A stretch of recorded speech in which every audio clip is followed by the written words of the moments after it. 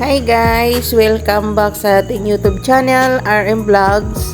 For today's video ay nagbabiyahe kami papuntang kabilang bahay ng boss namin kung saan nakatira yung bayaw at kapatid ni Cherd Gabalbon TV. Pupunta kami doon kasi kami ang magpapakain ng mga alaga nila dahil sila ay mag 5 days short vacation sa Pangasinan sa lugar ng bayaw ni Cherd Gabalbon TV. Kaya yan yung aming agenda or kami ang in charge sa araw na yan, and 5 days habang wala sila. Kami ang magpapakain ng mga alaga nila doon. Si Cherd Gabalbon TV ay siya ang magpapakain ng mga alaga ng bayaw niya. Then ako rin ang magpapakain ng alaga ng kapatid niya, yung kanyang mga aso at pusa, dahil yung kapatid ni Cherd Gabalbon TV ay isa din siyang dog and cat lovers. So, yan yung aming routine for 5 days. Every day, at 1 o'clock to 2 o'clock ay magbabiyahe na kami papunta doon sa kabilang bahay ng boss para mapakain sila. Once a day lang naman pinapakain yung mga alaga nila doon, kaya every 2 o'clock or 1:30 umaalis na kami dyan sa bahay papunta doon, kasi dapat pagdating ng alas 4 babalik kami sa aming din workplace para din magpakain si Cherd Gabalbon TV sa kanyang mga alaga. So everyday ganyan po yung routine namin. Yan, nakikita nyo po na nagbabiyahe na kami papunta dun sa kanila. Yan. Malapit na kami dyan sa Gulangco intersection. Sa mga nakakapanood po ng aking vlog na mga Kapampangan or taga Pampanga, relate po kayo at alam nyo ang lugar na to. Sa mga around Guagua, dinadaanan nila to. Kaya sigurado pong alam niyo yun. Sa mga silent viewers ko po or subscribers na mga Kapampangan, shout out po. Alam kong familiar kayo sa lugar na dinadaanan namin. So ayan na nga po, malapat na po kami dyan sa bahay nila. Pasensya na kayo guys for the voice over po tayo kasi maingay po sa daan, kaya nag-decide po akong mag voice over po muna tayo sa aming vlogs for today's at sa aming pagbabiyahe. So ayan na nga po, papasok na po kami. Bali, pasok po kami dyan sa Morning Sun kasi yan po ang bahay, dyan po ang bahay nila. So ayan po, papasok na kami nyan, and then maya-maya lang po ng konti makakarating na po tayo kung saan kami papunta. So guys, abangan nyo na lang po pag nasa bahay na kami.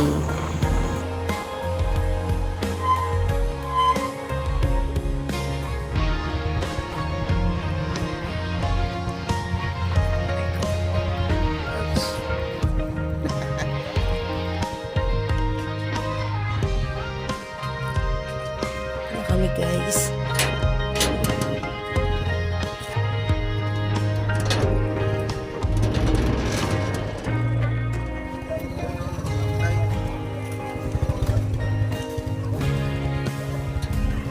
Ha?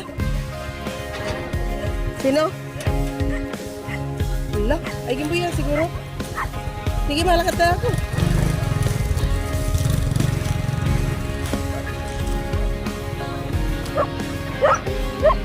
Hello.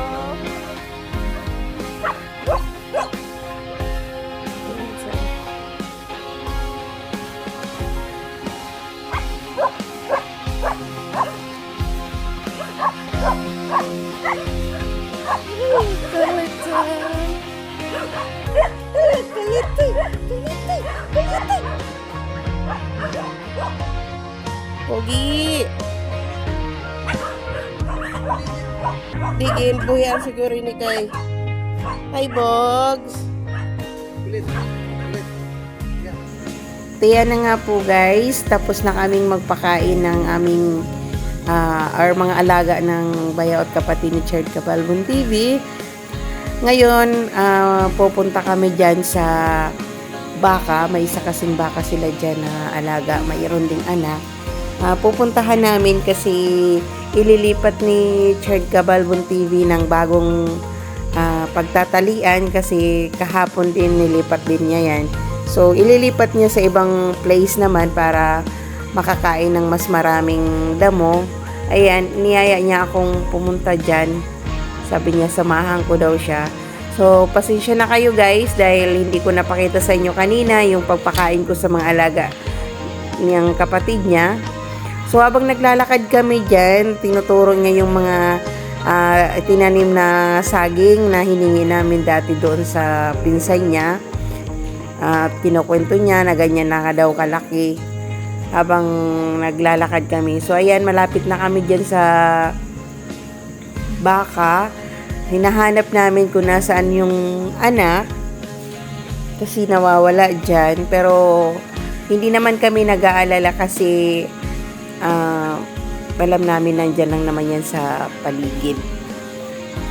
Yan, tinatawag yan ni Chard Cabalbon TV yung ano niya, yung anak niya ng baka. So, ayan, kinuha na niya dyan sa talian niya. Ililipat niya yan dun sa kabila. Kasi wala nang makain dyan. Naubos na ata niya yung ano dyan, yung damo. So, ayan po yung likod ng farm ng or place ng boss namin. Dyan. So, ayan na nga po.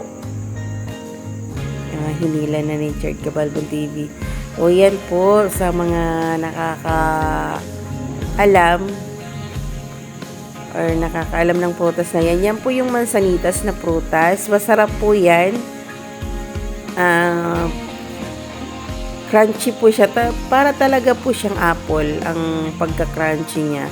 Sabi nga po nila ay gamot po yan sa diabetic.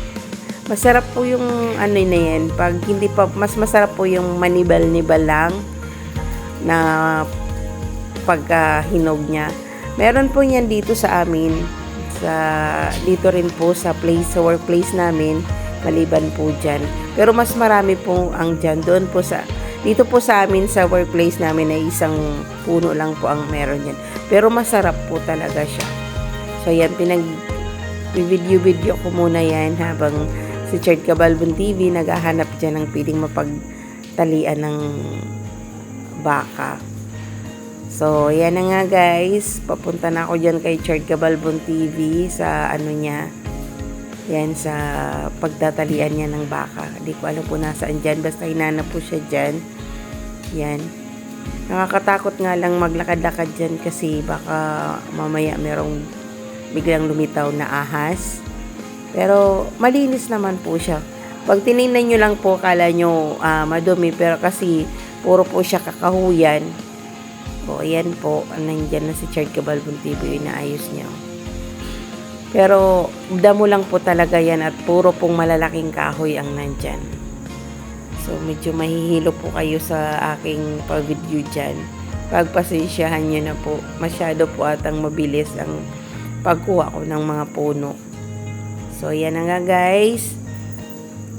Inaantay-antay ko lang dyan si Chard Cabalbon TV. Habang nagtatali siya ng baka. So, ayan ako naman. Ang ikot-likot ng cellphone ko. Kung ano-anong pinaggagawa ko pala dyan. Ang pangit pala. Pagpasensya nyo na guys. At yan na nga. Ako lang atang mag-isa dyan dahil si Chard Cabalbon TV ay kukuha ng tubig para painumin ang baka. Lalagay daw niya sa timba. So, yan na yung pinagagawa ko guys. Yun, papunta na si Chard Cabalbon TV. Yan na. Kumuha na ng timba.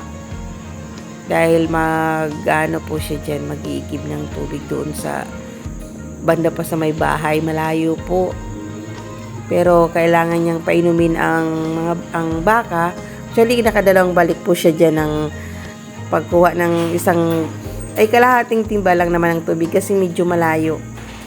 tiga kalahati lang. Bali, nakakuha siya ng 2 beses po siyang pabalik-balik na kumuha ng tubig. So, ayan guys, for the selfie po ang inyong kumari habang iniintay si Chard Cabalbon TV na kumuha ng tubig. So, ayan po, nag-round po ako dyan. Habang siniselfie-selfie ko po kayo. So, ayan na po, dumating na si Chard Cabalbon TV. Pagod na pagod po kasi ang layo ng bahay. Kung nakikita nyo po yung dinaan namin, medyo malayo. Tapos 2 beses pa siyang bumalik kasi ang akala niya, kasya na yung isang timba or hindi man puno ang timba kasi yung timba po yan ng pintura, di ba medyo maano po ang timba ng pintura, medyo malaki. 3/4 po ang laman, hindi po niya akalain na mahigit po pala dyan yung kayang inumin ng baka. So, nabitin po ang baka, kaya kinuhaan pa po niya para mas satisfied po talaga sa kanyang pag-inom ang baka. Kaya yan po, inaabangan po niya dyan. At yan na nga guys, pauwi na kami. Natapos na namin ang aming isang araw na naman na routine dyan. Babalik naman po kami yan the next day.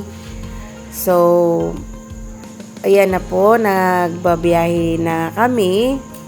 So, thank you so much guys for watching. Hope to see you on my next vlogs. Don't forget to like, share, and subscribe our channel. Thank you sa mga new subscribers at new silent viewers ng aming munting channel. Maraming salamat po. Hanggang sa muli. Bye-bye.